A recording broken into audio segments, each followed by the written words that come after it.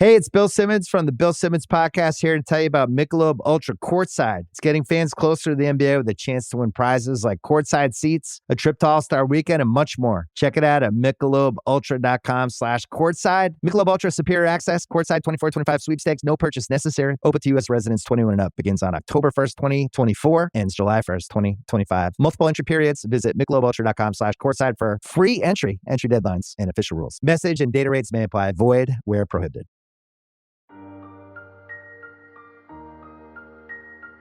Por que é tão difícil compreender um sistema de crenças diferente do nosso?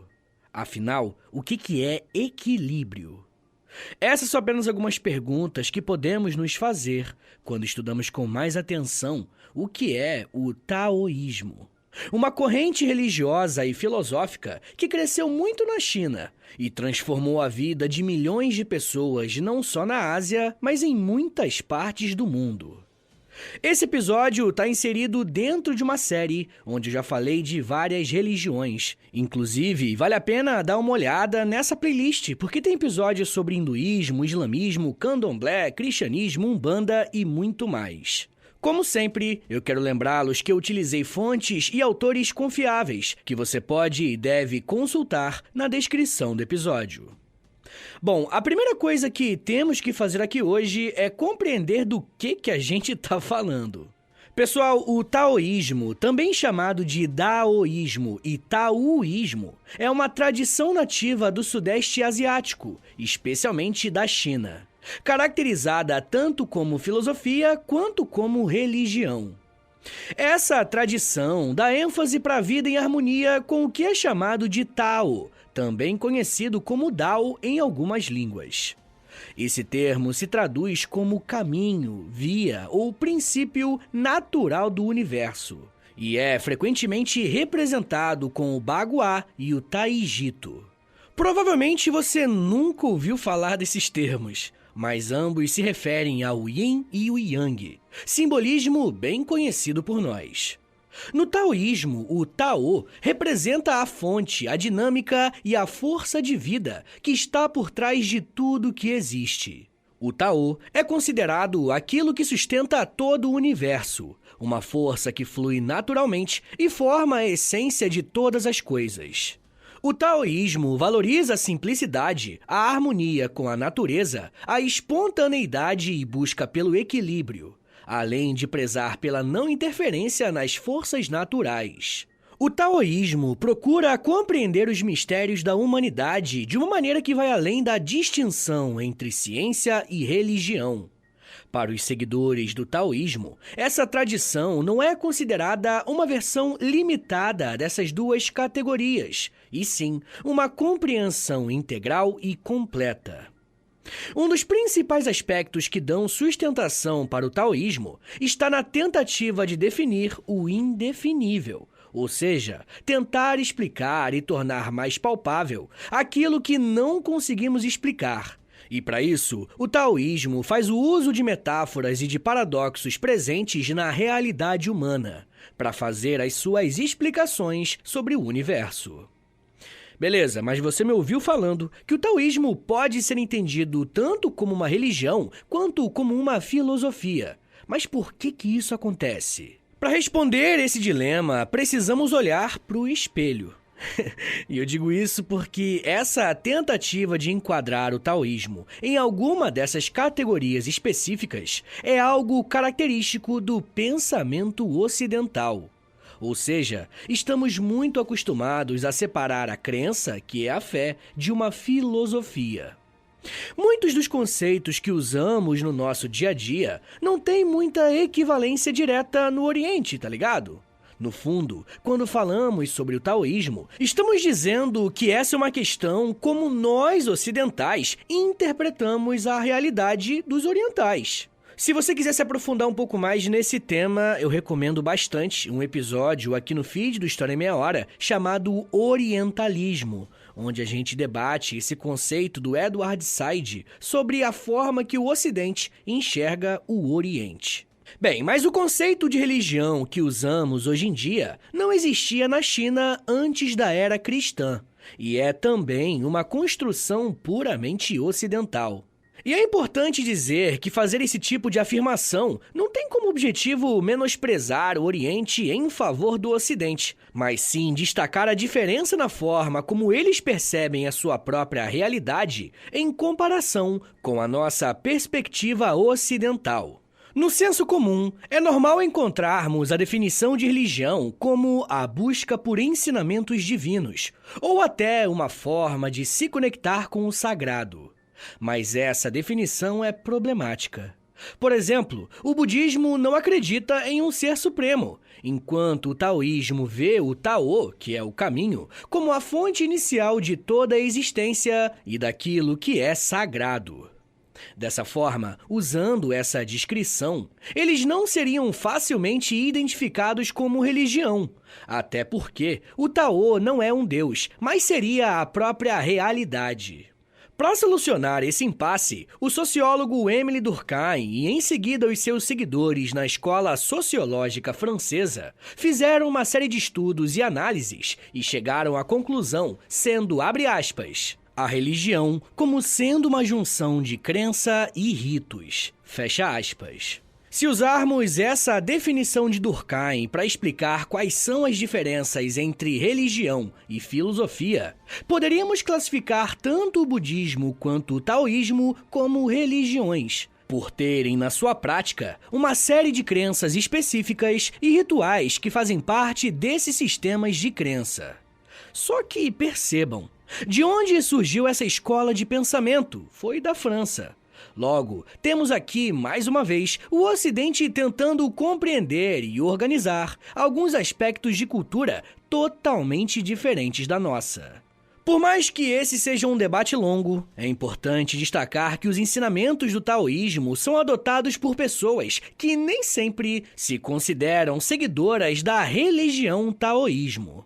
Muitas vezes, eles podem ter identificado padrões de conduta nos ensinamentos taoístas e optaram por adotar esses comportamentos por acreditarem que o taoísmo apresenta um caminho mais virtuoso para as suas vidas, mas nem sempre isso implica em adotar práticas religiosas.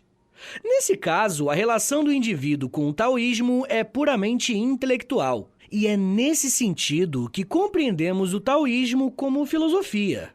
Como ocidentais, o exercício que precisamos fazer nesse episódio de hoje é ouvir a história e as características do taoísmo. Algumas vezes eu vou me referir ao taoísmo como uma religião e em outros momentos como uma filosofia. Mas o ponto importante é que isso não necessariamente é uma contradição. Estudar o Tao, para nós ocidentais, também é um exercício de humildade. Focando agora na história do taoísmo, quem foi que criou essa filosofia ou religião?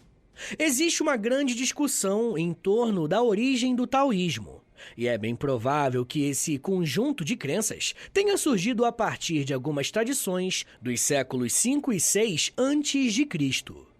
Por conta dessa distância temporal, as fontes históricas são bastante limitadas, e isso atrapalha muito as análises dos historiadores e cientistas sociais, que procuram pelo ponto zero do taoísmo. É muito comum vermos a afirmação de que a história do taoísmo está intimamente ligada à história da própria China. Como é bem provável que as tradições do taoísmo tenham surgido na própria pré-história chinesa, a cultura dos povos que estavam se formando e se unificando foi fortemente influenciada nesse processo. Como qualquer outra religião, o taoísmo evoluiu na medida que cada época oferecia dilemas e questões sociais a serem resolvidas. Conforme esse contexto externo mudava, algumas doutrinas e crenças do taoísmo também mudaram. E aqui nós temos um ponto interessante. É muito comum que religiões monoteístas se recusem ou dificultem esse processo de permitir mudanças internas. Para esses grupos, muitas vezes mudar é perder uma parte do que foram. Enquanto isso, o taoísmo recebe as mudanças externas com otimismo. Um sábio chinês chamado Lao Tzu é tradicionalmente considerado por alguns historiadores como o fundador do taoísmo. E por isso o seu nome está diretamente ligado ao chamado taoísmo original ou taoísmo primordial. Só que existe um debate bem acalorado a respeito da real existência de Lao Tzu, e também um outro sobre qual foi a data exata da escrita de sua obra conhecida como Tao Te Ching. Por mais que essa obra seja essencial para a prática do taoísmo, a origem e o nome do seu autor é algo incerto. Inclusive, uma teoria diz que o taoísmo existia antes do Lao Tzu, já que ele próprio se refere a pessoas que seriam mestres Tao da antiguidade, lá no capítulo 15 do seu livro. Partindo dessa lógica, não é possível que alguém que tem mestres seja considerado pioneiro no mesmo tema. Mesmo assim, ainda é possível que esses mestres não sejam taoístas, pois não estariam vivenciando uma religião consolidada. Nesse sentido, essas pessoas seriam mestres de uma sabedoria que futuramente resultaria no taoísmo. Já que Lao Tzu é considerado o fundador, vale a pena explorar um pouco da história atribuída a ele. Segundo relatos tradicionais, Lao Tzu teria nascido por volta do século V a.C. e era um estudioso que desempenhava o papel de guardião dos arquivos na corte real da dinastia Zhou, uma das mais duradouras da história chinesa. Essa posição dava a ele acesso a importantes obras raras da época, incluindo aquelas associadas ao Imperador Amarelo, Huangdi, que também é apontado como um dos pioneiros da origem do Tao, que teria influenciado muito o pensamento de Lao Tzu. E se você não sabe quem foi o Imperador Amarelo, eu recomendo que você ouça o episódio Império Chinês ou compre o nosso livro História em Meia Hora, Grandes Civilizações. O link está na descrição do episódio. Bom, quem é ouvinte mais antigo do podcast provavelmente já me ouviu falando que o fato de civilizações antigas usarem a mitologia para explicar não só a origem do universo, mas também a criação de alguns grupos sociais é algo bem comum. O historiador chinês Sima Qian, do século I a.C., reconhecido na China como o primeiro grande historiador do país, afirmou que Lao Tzu se desencantou com a decadência moral da vida na cidade de Guangzhou e viu com seus próprios olhos o declínio do reino. Por conta disso, aos 80 anos, ele se aventurou em direção ao oeste, buscando uma vida solitária como um andarilho nas fronteiras instáveis e violentas da China. A tradição conta que, ao chegar no portão oeste de uma grande cidade, Lao Tzu foi reconhecido pelo guarda chamado Yin Shi. O soldado pediu para que o andarilho passasse a registrar por escrito a sua sabedoria para beneficiar todo o país e não apenas aquelas pessoas que conviviam com ele. O texto que Lao Tzu escreveu se tornou conhecido como o Tao Te Ching, e a versão atual do texto contém algumas partes a mais do que a original. Esse trabalho do Lao Tzu afirma que aquilo que ele compreendia não podia ser totalmente expresso por palavras. Ele fez um alerta logo no início do livro, dizendo que o mistério não pode ser entendido intelectualmente, ele precisa ser vivido. O convite que o filósofo está fazendo aqui é sair de uma necessidade que nós temos de apenas querer entender as coisas, mas se entregar e se permitir a estar aberto a novas experiências.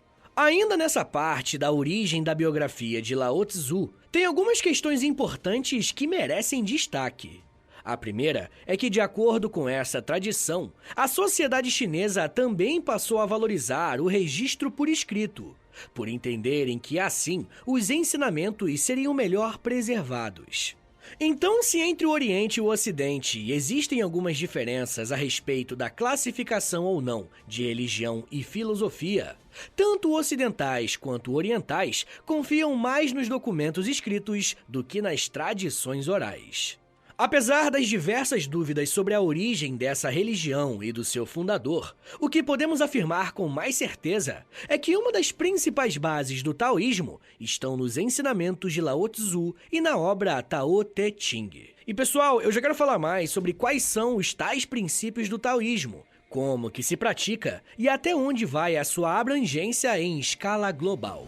Mas segura um minutinho aí, tá, gente, que daqui a pouco a gente volta e eu falo um pouco mais sobre equilíbrio, caminho, paz, sabedoria e Rio de Janeiro. Segura aí, que é um minutinho só. We off? 30 seconds of carefree bliss. Oof, like wind in your hair carefree. Or like using Clorox Disinfecting All-Purpose Cleaner in the home carefree. Yes!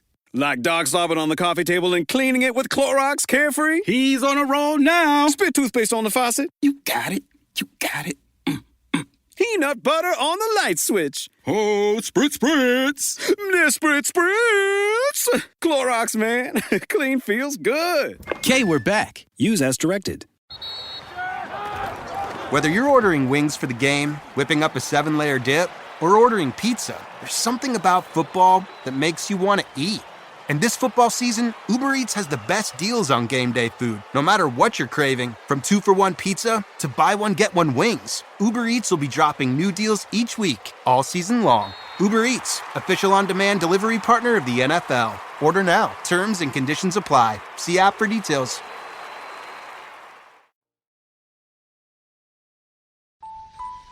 Eu sempre sonhei em poder viver de criação e de educação.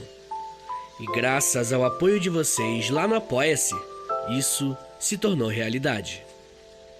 Entre em apoia.se/História em Meia Hora, que com 10, 20 ou 30 reais por mês, você não só contribui para esse trabalho continuar acontecendo, como também recebe recompensas exclusivas para os apoiadores.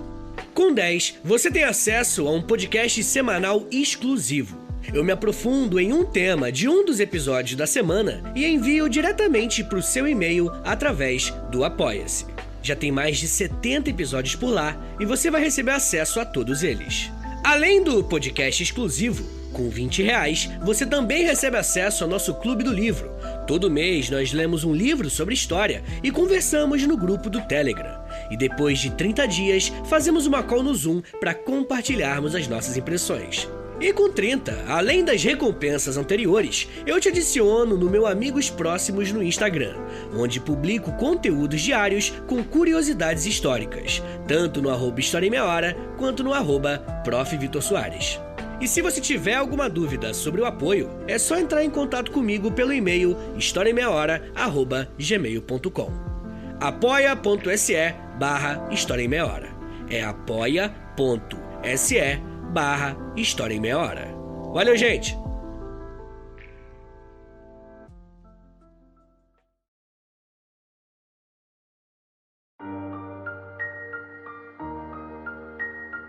Abre aspas. O caminho que pode ser descrito não é o verdadeiro caminho. Fecha aspas. As palavras que você acabou de ouvir fazem parte da abertura do Tao Te Ching, texto provavelmente criado por Lao Tzu e que serve até hoje como uma das bases do taoísmo. E essa pode parecer uma frase meio clichê, meio de coach, mas por trás dessas palavras existe um simbolismo muito grande, envolvendo todos os aspectos da vida humana. O principal objetivo do taoísmo está na busca pela harmonia natural com o Tao, que pode ser alcançada por meio da prática da meditação, reflexão, cultivo das virtudes e desapego das coisas materiais.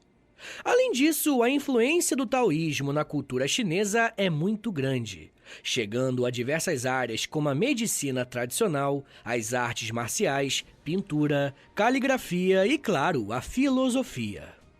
Alguns dos elementos presentes no taoísmo têm as suas raízes em práticas religiosas populares pré-históricas na China, que com o passar do tempo foram se misturando com as tradições já entendidas como pertencentes ao taoísmo. Várias práticas taoístas têm as suas origens nos acontecimentos de um período conhecido como a Era dos Reinos Combatentes, momento de muita instabilidade e conflitos na China. Nesse período, crenças xamanísticas começaram a crescer, envolvendo magia, natureza e espiritualidade. A principal crença do taoísmo é no Tao, e de acordo com Lui Conjati, estudioso dessa tradição, ele tem 3 características primárias. Primeiro, o Tao é a fonte de toda a existência. Segundo, é um mistério inominável. E terceiro, o Tao é uma presença sagrada que está em tudo. Do ponto de vista teológico, o taoísmo enfatiza a falta de forma física e a natureza impossível de ser conhecida do Tao.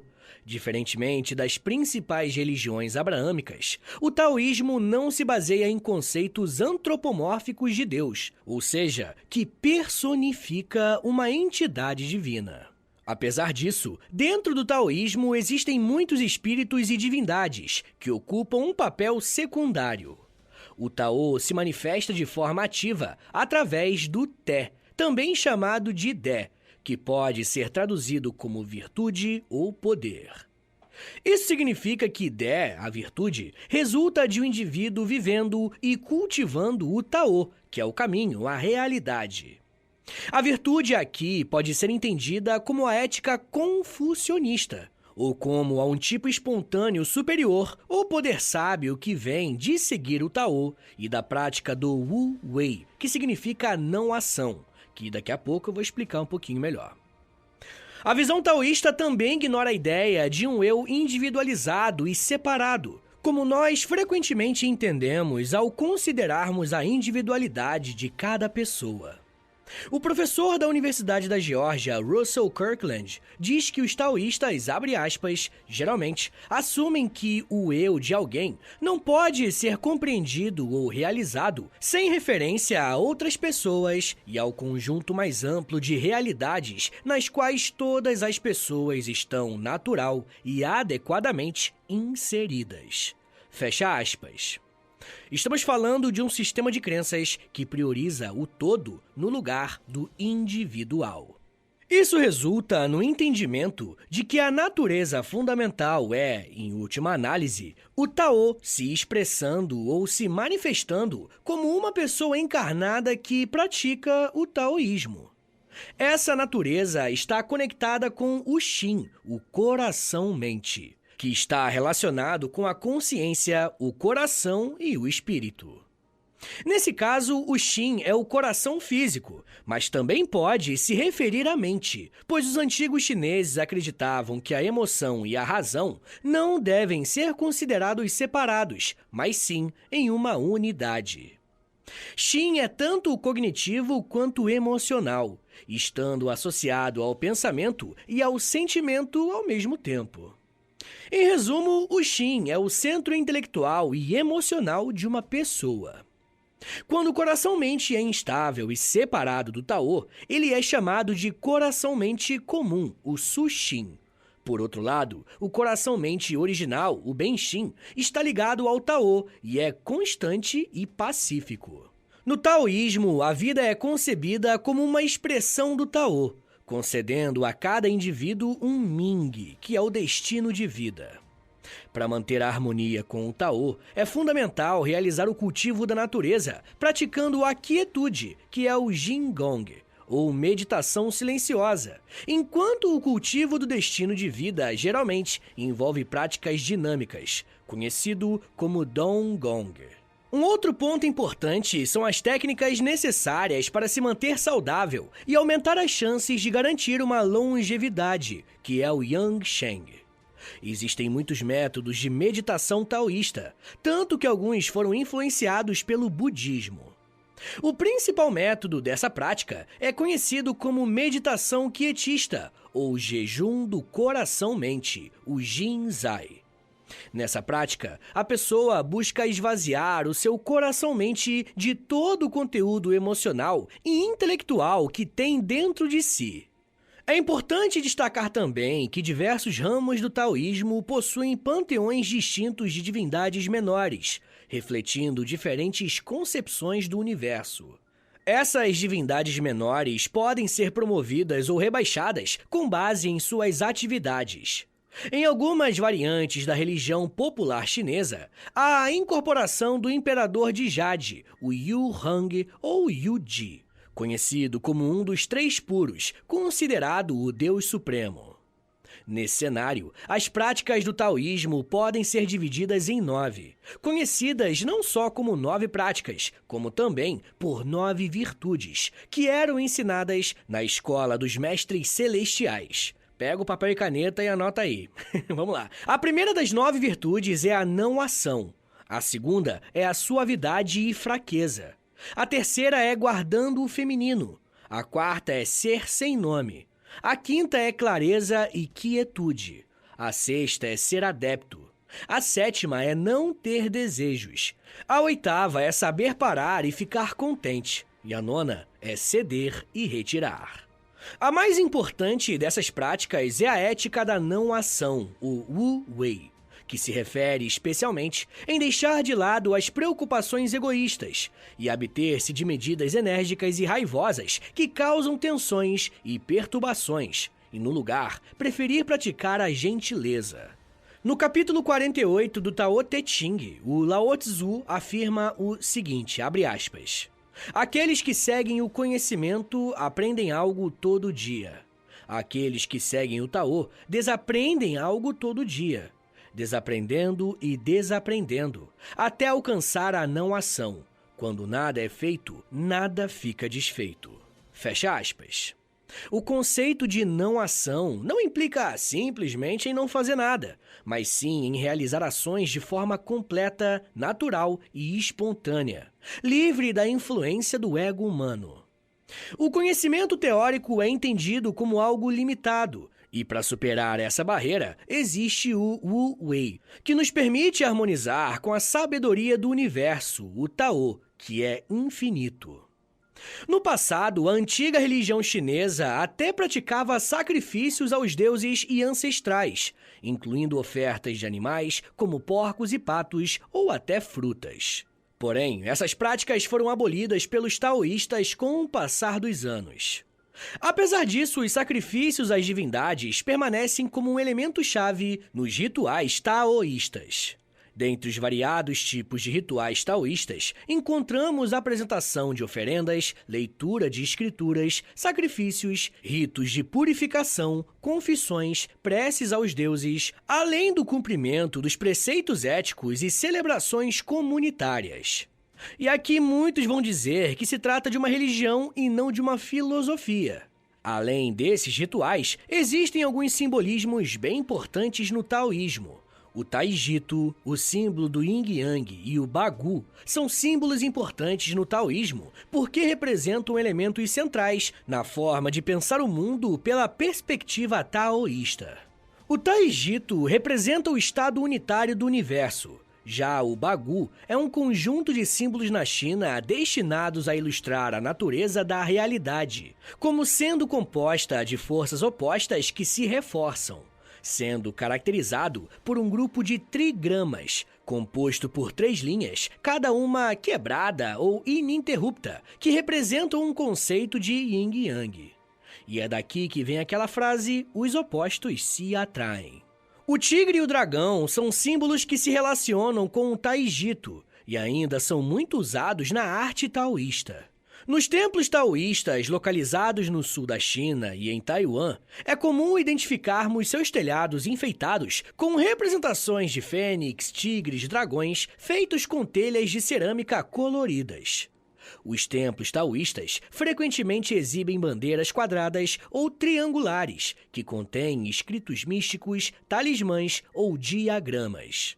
Esses artefatos têm diversas finalidades, como orientar os espíritos dos falecidos, atrair boa sorte e ampliar a longevidade, entre outros propósitos.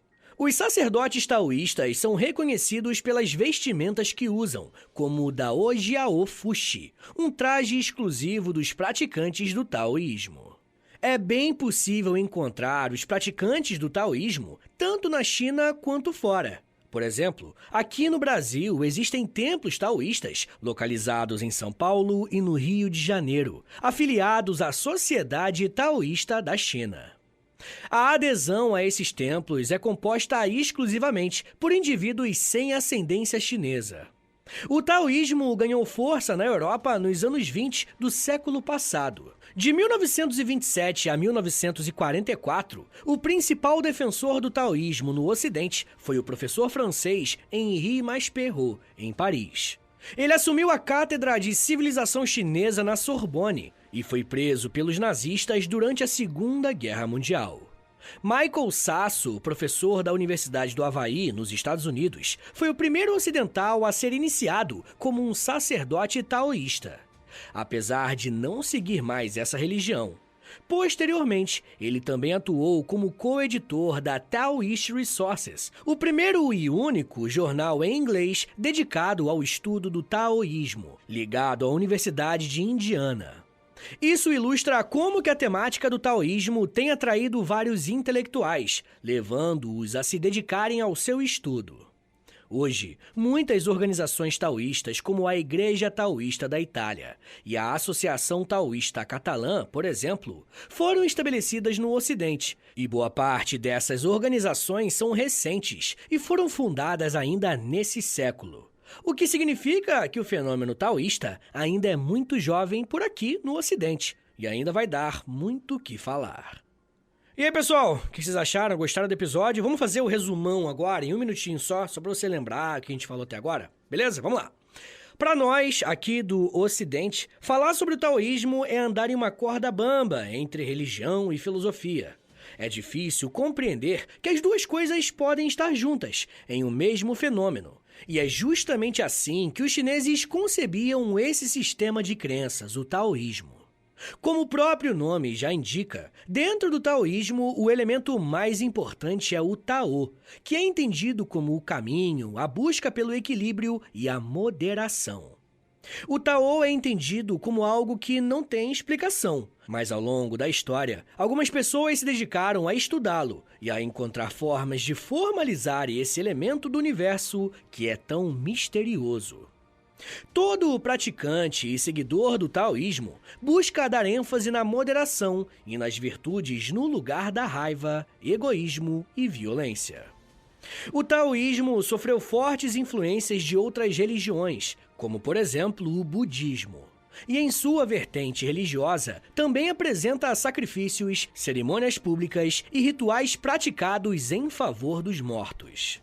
Por mais que o taoísmo seja uma expressão chinesa, nas últimas décadas vem ganhando cada vez mais adeptos ao redor do mundo, indicando que o desafio de compreender o que é diferente vem sendo cada vez mais comum e desejado.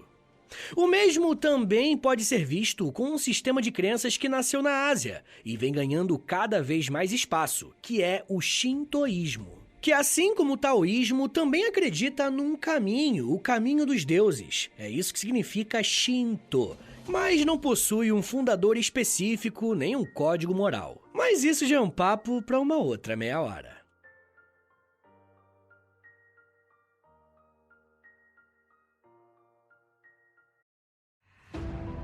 This episode is brought to you by Peacock. The new Peacock original documentary, Matthew Perry, A Hollywood Tragedy, dives deep into the beloved actor's rise to fame and his tragic death. 5 people, including Perry's personal assistant, 2 medical doctors, and an alleged Hollywood drug dealer known as the Ketamine Queen, were charged with conspiracy to illegally provide Perry with the ketamine. Explore the details of the case in this heartbreaking special, streaming now only on Peacock. This episode is brought to you by Coffee Mate. After watching this season of the HBO's original series, The White Lotus, this is the tropical getaway I needed. One more pina colada, please. Hey, you're not on mute. Oh, I thought I was in paradise. Turns out, it was my Coffee Mate. Coffee Mate pina colada and Thai-iced coffee flavored creamers. Inspired by the newest season of HBO's original series, The White Lotus. For the love of coffee. Try now.